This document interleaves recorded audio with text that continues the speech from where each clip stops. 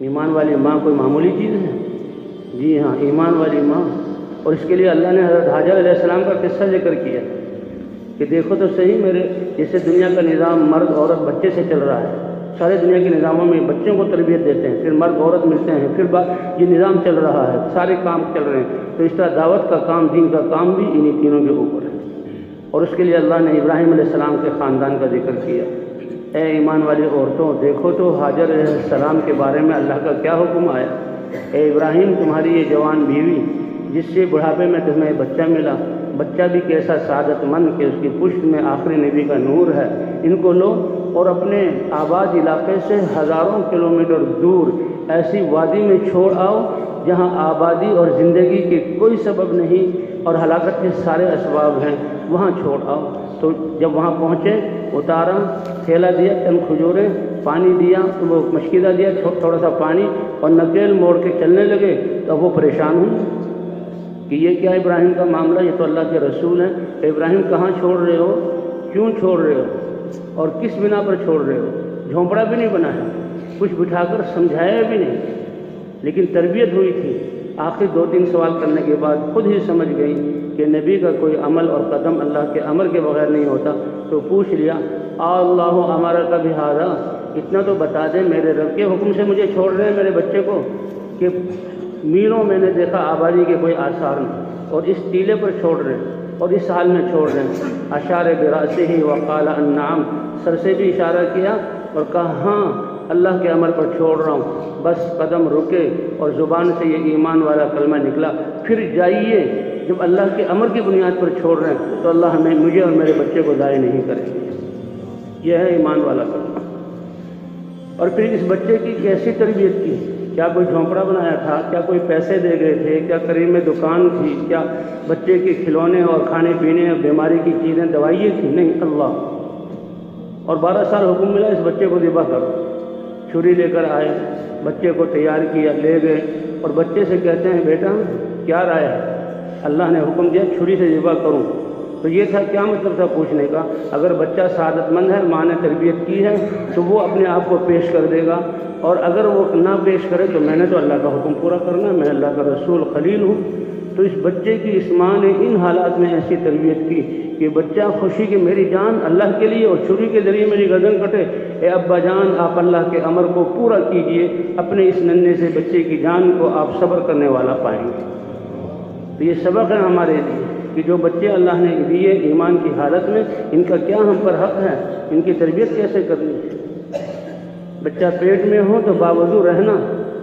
جیسے ہم آج دنیا والے بھی جراثیم سے بچاؤ، ٹھنڈ سے بچاؤ، گرمی سے بچاؤ، یہ بھی ٹھیک ہے، لیکن اس سے زیادہ ضروری اس کے روح کی حفاظت اور اس کی تقوی والا ماحول، اور جہاں ایمان والا ماحول، گناہوں کے جراثیم، سیاہی اور بدبو سے اس بچے کو بچاؤ. جھوٹ کے ماحول میں نہ ہو، ناچ گانے کے ماحول میں نہ ہو، نافرمانی کے ماحول میں نہ ہو جس سے اس کی روح سیاہ ہو. ہمیں صرف جسم نظر آ رہا ہے، حالانکہ اصل تو روح ہے. روح نکل جائے تو جسم کس کام کا؟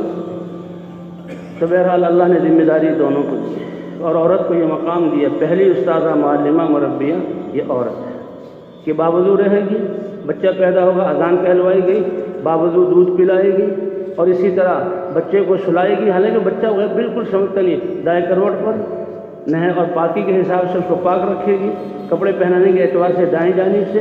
اور جب بچہ شعور میں آئے گا تو یہ ماں سب سے پہلے اللہ کا نام سکھائے گی، اور اللہ کا نام اس کائنات کی روح ہے. جب انسانوں کی زبان سے نکل گیا، اللہ سارے عالم کو ختم کر دیں گے.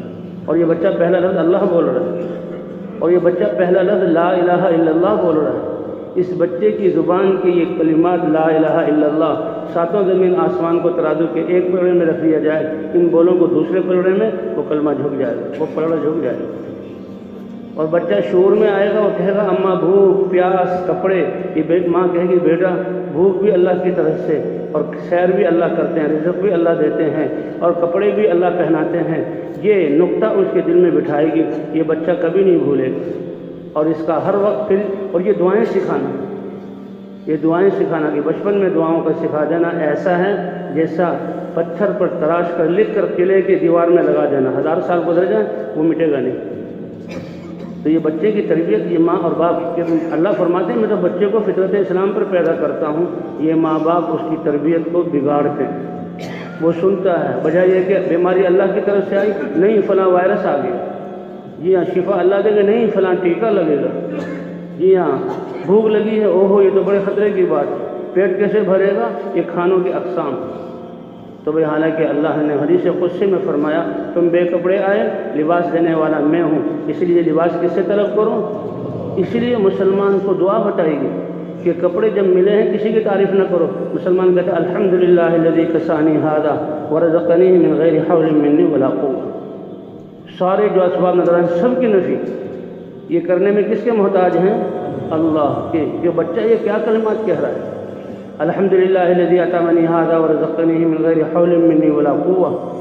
تو بچپن سے بچے کی یہ تربیت اور یہ الفاظ اور یہ دعائیں، وہ بچہ کیا ویسے فرمایا کہ بچپن ہی سے جس نے دین کی تربیت میں رہا اور جوانی میں پہلی عبادتیں صحیح ہوئی اور اسی پر اس نے زندگی گزاری، تو اللہ عرش کے سائے کے نیچے جن لوگوں کو جگہ دیں گے ان میں سے یہ نوجوان بھی ہوگا جس کی جوانی کی ابتدا ہی اللہ کی طاعت سے ہوئی۔